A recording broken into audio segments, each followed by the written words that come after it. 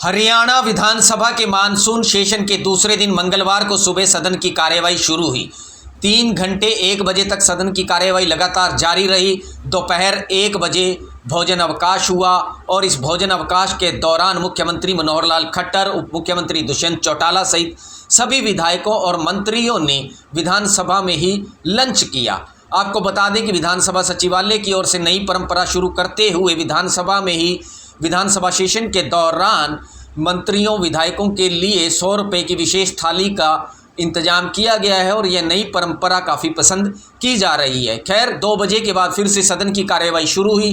दोपहर बाद सदन में कांग्रेस की ओर से ध्यानाकर्षण प्रस्ताव लाया गया। सदन के दूसरे दिन मुख्यमंत्री मनोहर लाल खट्टर का शाराना अंदाज नजर आया। आप भी सुनिए। विजिलेंस की जांच जो चल रही है, उन्होंने जितने डॉक्यूमेंट्स डिपार्टमेंट से मांगे थे सभी डॉक्यूमेंट्स डिपार्टमेंट ने दे दिए हैं। अब हम उन्हीं को कहेंगे कि इस जांच को शीघ्र जल्दी पूरा करें और अगर कोई उसमें कर्मचारी अधिकारी दोषी पाया जाता है उसके खिलाफ एक्शन भी लेंगे। और एक विषय मैं और इसमें जोड़ना चाह रहा हूं, हमारे बहुत पुराने लोग वकील बंधु हैं, हो सकता है उसमें कोई मेरे कहने में अगर कोई कठिनाई यानी कमी रह जाए तो आप उसको पूरा करना। म्यूनिसिपैलिटीज के कुछ नियम बने थे 1976 में, उसमें 8 नंबर एक नियम है जिसके अंदर ये लिखा गया कि 10% तक अनाउंसमेंट की जा सकती है, लेकिन उसकी व्याख्या कुछ इस ढंग से की गई कि 10% तक तो अपने आप कर सकते हैं, 10% से ऊपर भी कर सकते हैं और ऊपर करके सरकार से अनुमति ले सकते हैं। उस समय से लेकर के आज तक अलग अलग व्याख्याओं में, बीच में एक बार सरकार ने उस क्लॉज को ये तय भी किया था कि 10% से ज्यादा बिल्कुल नहीं करेंगे, लेकिन किन्हीं कारणों से, मुझे कारण मालूम नहीं है, डिपार्टमेंट के लोगों से पूछेंगे, उन्होंने फिर उस लेटर को विड्रॉ भी कर लिया। 10% से ज्यादा हो नहीं सकती। लेकिन वो 1976 के अगर किया है तो गलत किया है। मैं डिपार्टमेंट कहूंगा कि 1976 का उसमें क्लॉज नंबर सेक्शन 8 है, उसको अमेंड करके और उसमें बिल्कुल स्पष्ट, क्योंकि उसमें परिभाषा में स्पष्ट नहीं है कि क्या ये 10% तक ही कर सकते हैं या मोर देन 10% कर सकते हैं। उसके अंदर उस अंग्रेजी की व्याख्या तो बड़े ढंग से सब करते हैं जो उसको सूट कर जाए। मैंने इसको स्वयं पढ़ा है कि 10% ज्यादा क्यों होता रहा है, तब मेरे सामने एक्सप्लेनेशन दिया गया और मैं डिपार्टमेंट को कहूंगा कि उस क्लॉज को ठीक से व्याख्या करने के लिए उसमें संशोधन करें ताकि 10% से ऊपर कोई भी अनाउंसमेंट ना हो। 10% से ज्यादा अगर होती है तो उसको रीटेंडर करें, रीटेंडर में जो आएगा आएगा। अब जहां तक इस विषय की मुझे जानकारी है, इसमें इतना ही है कि स्थानीय लोगों ने, सब लोगों ने मिलकर के डिपार्टमेंट के साथ ये तय किया कि इसमें जो सड़क है, तारकोल की सड़क ना बना करके आरएमसी जो सीमेंटेड बनाया जाए। उन्होंने जो साथ में उसी समय टेंडर दिए थे आरएमसी के, उस रेट को बेस मान करके उस रेट को पास किया, उसी समय किया और साथ में ही सड़क बनी वो। तो इसलिए रेट आरएमसी का तो आरएमसी होगा, तारकोल का और आरएमसी का अंतर बहुत होता है, तो अंतर है तो स्वाभाविक है बनाने वाला उस अंतर को लेगा ही लेगा। हाँ, इसमें भी अगर कोई प्रोसीजरल लैप्स हुआ जिसके अंदर कोई किसी प्रकार की करप्शन हुई है तो निश्चित रूप से जैसे ही जल्दी से जल्दी हम आग्रह करेंगे अपने विजिलेंस को कि जल्दी से जल्दी उसकी जांच करें और जांच करके उसके खिलाफ हम कार्रवाई करें। इससे पहले मंगलवार दूसरे दिन सदन में विधानसभा के अध्यक्ष ज्ञानचंद गुप्ता और एलनाबाद के विधायक अभय सिंह चौटाला के बीच तीखी बहस हुई। अभय सिंह चौटाला ने सप्लीमेंट्री प्रश्न न पूछे जाने पर ऐतराज भी जताया। अभय सिंह चौटाला ने क्या कुछ कहा और स्पीकर ज्ञानचंद गुप्ता के साथ उनकी क्या नोकझोंक हुई, आप भी देखिए और सुनिए। पिछले 4 साल से 2019 से 22 तक पुलिस के बीच ये पहली घटना नहीं है, ये 22वीं घटना थी। इससे पहले 21 बार इस किस्म की घटनाएं हुई है और उसके साथ साथ 2 एसडीएम जो वहां पे थे, उन एसडीएम को भी, जिनके अलग अलग दोनों के नाम है, मैं बता दूंगा कि ये दोनों एसडीएम भी जब इस खनन को रोकने के लिए गए तो उनके ऊपर भी गाड़ियां चढ़ाने का प्रयास किया गया। जब इतनी दफा घटनाएं घट गई तो फिर आपका खनन डिपार्टमेंट जो है वो कहां सोया हुआ था, कहां पुलिस सोई हुई थी, क्यों नहीं उन लोगों के खिलाफ आपने कार्रवाई करी, क्यों नहीं उन लोगों के खिलाफ आपने सख्ती करी। उसी का नतीजा है कि ये घटनाएं 1, 2, 4, 6 नहीं है, ये मैं आपको अलग अलग डिस्ट्रिक्ट वाइज बता देता हूं। 10 दिसंबर 2020 को जींद के अंदर अवैध खनन को रोकने के सिंचाई विभाग की टीम पे हमला हुआ। उसके ऊपर हमला होने के बाद तो आपको कम से कम इस बात पे ध्यान देना चाहिए था कि ये इस तरह की अवैध माइनिंग जहां हो रही है उनको रोकने के लिए पर्याप्त कार्रवाई करनी चाहिए। उसके बाद 13 फरवरी 2021 फरीदाबाद की 6-7 थाना इलाका के अंदर अवैध खनन माफिया द्वारा पुलिस कर्मियों पे जानलेवा हमला, जिसमें 2 पुलिसकर्मी घायल भी हुए। उसके बाद 17 मार्च 2021 सोनीपत को खनन माफिया द्वारा स्पेशल इन्फोर्समेंट टीम पर जानलेवा हमला तथा सिपाही को पीट पीट कर घायल किया गया और एएसआई रविंद्र कुमार की वर्दी फाड़ दी गई। उससे भी सबक लेना चाहिए था।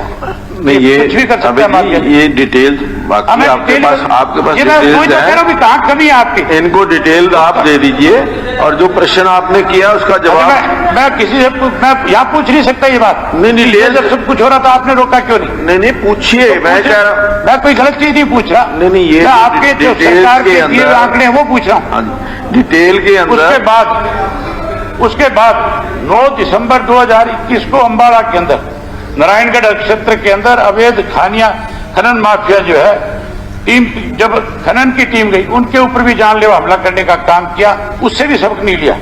उसके बाद भिवानी के डाडम क्षेत्र में पत्थर की अवैध खनन के दौरान 6 लोगों की मौत होगी, 10 से 15 लोग आज भी लापता है, जबकि जो 6 लोग मरे थे कौन उसके जिम्मेवार थे, जिन लोगों के खिलाफ कार्रवाई होनी चाहिए थी उनको बचाने का काम किया गया और छुटपुट लोगों के खिलाफ छोटी मोटी कोई पर्चा दर्ज करके उन माफिया के लोगों को बचाया। उसी का नतीजा आज ये है कि एक डीएसपी को अपनी जान गंवानी पड़ी।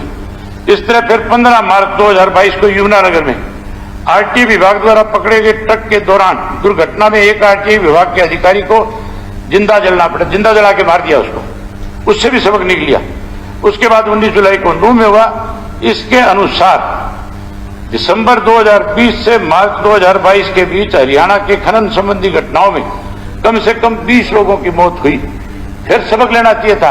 अगली चीज, आप अपना जो जवाब है उस जवाब में आपने क्या लिखा है उसको पैरा नंबर 4 खोल के पढ़ना एक बार। आप जो पैरा नंबर 4 जो आपने खुद ने अपने जवाब में दिया उसमें आपने ये लिखा है कि राज्य में यद्यपि कोई संगठित और अवैध खनन गतिविधियां नहीं है, परंतु अवैध खनन की छिटपुट घटनाएं सामने आ रही है।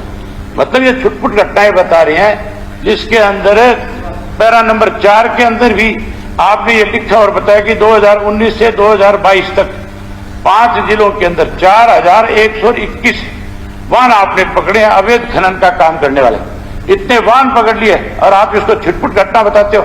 ये बड़ी छुटपुट घटना है और ये छुटपुट घटना का अंजाम ये हुआ, एक डीएसपी को भी मरना पड़ा, आगे पता नहीं और कितने लोगों को मरना पड़ेगा आपके इस डिपार्टमेंट की वजह से। पैरा नंबर 6 में आपने फिर लिख दिया कि अवैध खनन के मामले जो है हमने 1054 दर्ज कर रखे हैं। इतने मामले दर्ज करके भी आप ये कहते हो ये बड़ी छिटपुट सा मामला है। पैरा नंबर 8 और आप अपना पढ़ करके देखो, आपने लिखा है विभाग ने सभी में ये बात स्वीकार करिए स्पीकर साहब, ये बहुत सोचने वाली बात है कि सभी में इनके पैरा नंबर 8 के अंदर जवाब के अंदर ये लिख करके दिया गया है कि विभाग ने यह स्वीकार करता है कि अवैध खनन से निपटने के लिए अभी हम तैयारी कर रहे हैं। अभी ये तैयारी कर रहे हैं मतलब 8 साल से अब इनको तैयारी की सूझी है। जब इनका डीएसपी पुलिस का एक जब उसका शिकार हुआ है, इससे ज्यादा बड़ी शर्म की बात क्या होगी कि आप आज भी कह रहे हो कि हम इसकी तैयारी कर रहे हैं। तैयारी नहीं, आप हाउस को आश्वस्त करो कि हम आइंदा से इस तरह की किसी भी घटना को अंजाम कोई ना दे सके, इसके लिए बहुत सख्त कार्रवाई करने का काम करें। आप क्योंकि मिले हुए लोगों के साथ आप सब धंधों में जुड़े हुए हो, आप सब ने इस प्रदेश को दोनों हाथों से लूटने का काम किया है। आप अपनी गलती का एहसास दूसरों पे बढ़ने का काम करते हो, आगे लूट के सारे प्रदेश को। कोई डिपार्टमेंट आपका मुख्यमंत्री जी नहीं बचाया जिसके अंदर आज से 10, 12, 15% आज आपसे पूछते हैं माफिया का क्या हुआ, कोई जवाब नहीं आपके पास। आपसे पूछते हैं रजिस्ट्री घोटाले का क्या हुआ, कोई जवाब नहीं आपके पास। आपसे पूछते हैं कि मुख्यमंत्री जी धान घोटाले का क्या हुआ, उसका कोई जवाब नहीं आपके पास। अब खनन का अवैध खनन का जो मामला है इसका भी आपके पास कोई जवाब नहीं है। तो फिर हमें यहाँ किस लिए बुलाते हो, किस लिए सेशन बत्रा जी आप हमारी बातों में जवाब देते नहीं हो। 2-3 दिन का सेशन बुला करके पार जाने का काम। खैर, सदन के दूसरे दिन विधायक प्रदीप चौधरी, नीरज शर्मा, बलराज कुंडू, शमशेर गोगी, रणधीर गोल्यान, गीता भुक्कल, रघुवीर सिंह कादियान, रेणु बाला, वरुण चौधरी, अभय सिंह यादव, जगदीश सिंह, रावदान सिंह सहित कई विधायकों ने अपने इलाकों से जुड़े मुद्दों के अलावा प्रदेश से जुड़े खास मसले उठाए। मेहम के विधायक बलराज कुंडू की ओर से पूछे गए एक सवाल के जवाब में सामने आया कि प्रदेश में 198 ऐसे स्कूल हैं जिन्हें विद्यार्थियों की कम संख्या के चलते बंद कर दिया गया है। नारनौल से जजपा के विधायक रामकुमार गौतम ने अवैध कॉलोनियों को वैध करने की मांग उठाई। इस पर स्थानीय निकाय मंत्री डॉक्टर कमल गुप्ता ने जवाब दिया कि हरियाणा में 2176 अवैध कॉलोनियाँ हैं। 11 नगर पालिकाओं के 212 कॉलोनियों के प्रस्ताव आए हैं, इनमें से 22 का वेरिफिकेशन हो चुका है। अभय सिंह ने बोला हमला। वहीं अभय सिंह चौटाला ने ध्यानाकर्षण प्रस्ताव पर अवैध खनन के मुद्दे पर सरकार को घेरा। अभय सिंह चौटाला ने कहा कि सरकार ने 7 वर्षों में कोई कठोर कदम नहीं उठाए हैं। हालांकि अभय सिंह चौटाला ने सदन में सप्लीमेंट्री पर्सन न पूछे जाने पर विधानसभा अध्यक्ष ज्ञानचंद गुप्ता के समक्ष ऐतराज भी जाहिर कर दिया। अभय सिंह ने कहा कि जब मैं सप्लीमेंट्री पर्सन पूछूंगा तो मंत्री जवाब देगा, इसके बाद क्या सप्लीमेंट्री पर्सन नहीं पूछ सकता। इस पर स्पीकर ने मना कर दिया। इस पर अभय सिंह ने कहा यह नई परंपरा शुरू हुई है, यह गलत है। मंत्री मूलचंद ने दिया आंकड़ों का हवाला। वहीं मंत्री मूलचंद शर्मा ने कहा कि अवैध खनन के खिलाफ अभियान चला रहे हैं और डीएसपी हत्याकांड में 12 आरोपी गिरफ्तार हो चुके हैं। शर्मा ने कहा कि अवैध खनन के खिलाफ पुलिस समेत तमाम विभाग कार्रवाई कर रहे हैं और अवैध खनन पर लगाम लगाने के लिए सरकार सख्त है। आंकड़ों का हवाला देते हुए मूलचंद शर्मा ने कहा कि 2015 में 457 मुकदमे दर्ज किए गए और 352 वाहन जब्त किए गए। 2019 में पुलिस पर हमले के 10 मामले दर्ज हुए और आरोपियों के खिलाफ सख्त कार्रवाई की गई।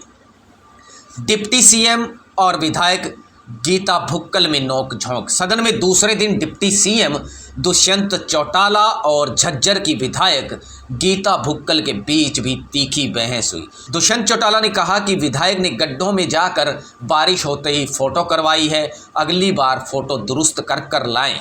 इस पर झज्जर की विधायक गीता भुक्कल ने कहा कि गड्ढों में जाकर क्या, गड्ढों में सड़क नजर आ रही है। आप भी यह वीडियो देखें। गीता भुक्कल और दुष्यंत के बीच किस बात को लेकर तनातनी हुई। उसके बाद फिर जो आपके बैड कंडीशन आती है, और मैंने कल माना है कि एक पैच है जहां पर बैड कंडीशन है और मुझे लगता है उन्हीं गड्ढों के अंदर आपका कैमरा था कल, आपने वहीं जाके फोटोग्राफी करी। और मैं माने अगर आप चाहेंगे अध्यक्ष महोदय अगर आप चाहेंगे तो तीनों सड़कों की वीडियोग्राफी है कल शाम की। आपके तो डिजिटलाइजेशन का टाइम है, नहीं स्क्रीन लगे हुए, आप स्क्रीन पे प्ले करके दिखा सकते हैं माननीय सदन को।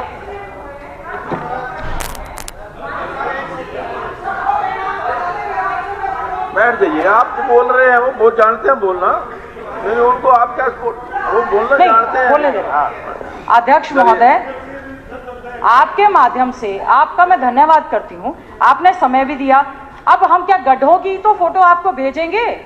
सड़क तो कहीं है ही नहीं है वहां पर, आप भेज दें, आप ले आते मोटरेबल सड़कें, आप ले आए, ये तो कुछ हैं। और मेरे पास अध्यक्ष महोदय 62 न्यूज़पेपर्स हैं विद इन 1 वीक के। जब बारिश हुई मैंने तो वो तो टेबल किए ही नहीं, पूरा बंडल है, मुझे लगा किसी अखबार का दिखाएंगे। 62 के 62 में अभी आपको व्हाट्सएप फॉरवर्ड करूंगी।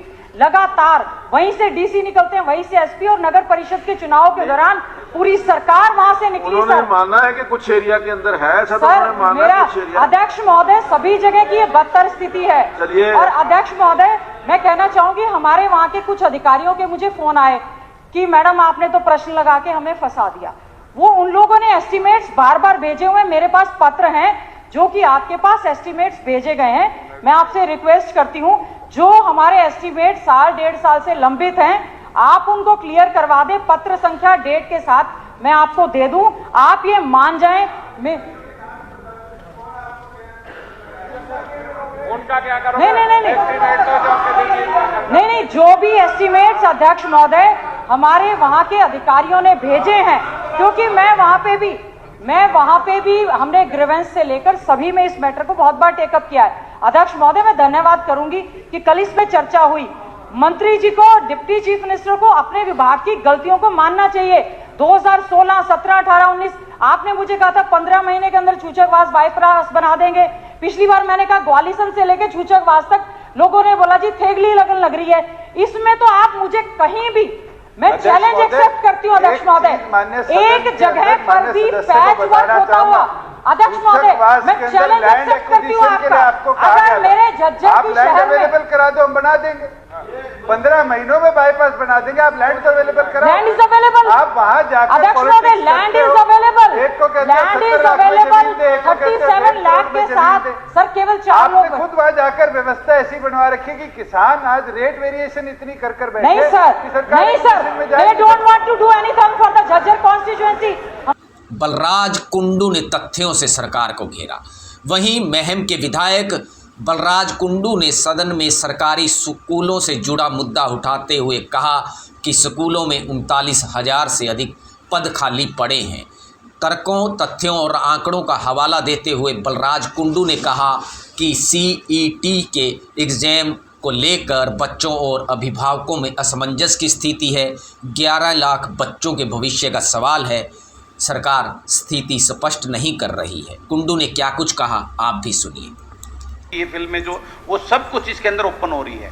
जो सॉफ्टवेयर कंपनी, पहली मैं सॉफ्टवेयर कंपनी की बात करता हूं, सॉफ्टवेयर कंपनी को तो घुमा फिरा के लास्ट में सिर्फ एक बहुत बड़ा सवाल है कि एक ही कंपनी को क्वालिफाई किया गया और उस कंपनी को क्वालिफाई कराकर जो उसका पैरामीटर जो था मंत्री जी, वो बिल्कुल भी आज उसको प्रैक्टिकल रूप से वो इंप्लीमेंट नहीं हो रहा। कोई सीक्रेसी उसके अंदर, जो पेरेंट्स है वो इतने परेशान है, बच्चे उस टैब के अंदर। सप्लीमेंट्री क्या है आपका सर? ये सब यही तो मैं पूछ रहा हूं, उसके ऊपर सर मैं जो बता रहा हूं, जो मंत्री जी ने जवाब दिया कि उसमें ये सॉफ्टवेयर कंपनी, आप उसके ऊपर और क्या पूछना चाहते हैं? उसी के लिए तो मैं सवाल तो पूछूंगी, दिया उसका जवाब नहीं दिया ना कंप्लीट जी। अध्यक्ष जी सवाल पूछो आप। सवाल ही पूछ रहा हूं ना, अगर उसके अंदर वो सीक्रेसी है नहीं, जो सिर्फ उस टैब में के अंदर जो एजुकेशन से रिलेटेड जो मटेरियल है उसमें एवरीथिंग ओपन। उसके अलावा एक सवाल है कि उसका जो ओपनिंग का प्रोसेस है वो इतना स्लो है कि वो खुल ही नहीं रहा है। तीसरा सवाल ये है कि उसके अंदर जो आपने प्रतिक्रिया सॉफ्टवेयर की कंपनीज को बोला, वो एक ही क्यों क्वालिफाई, क्या इस हिंदुस्तान के अंदर कोई और कंपनी नहीं है? जो चौथा एक सबसे महत्वपूर्ण सवाल है वो ये सवाल है, क्या सैमसंग ही एक ऐसी कंपनी है जो उसके अंदर जो कंडीशन लगाई गई, सिर्फ एक ही कंपनी उसके अंदर आई, कोई क्वालिफाई करता ही नहीं था? जो इतनी ये एप्पल के आपने जो ये हमारे सामने लगाए हैं, क्या ये कंपनी क्वालिफाई? क्योंकि उसके अंदर जान पूछकर इस टाइप की कंडीशन लगाई गई कि उसमें सैमसंग के अलावा कोई क्वालिफाई ही नहीं करता उस टाइप के अंदर। इतनी बड़ी संख्या के अंदर 8 लाख टोटल 5 खरीद चुके हैं। 8 लाख का प्रावधान था पहले, अब 5 लाख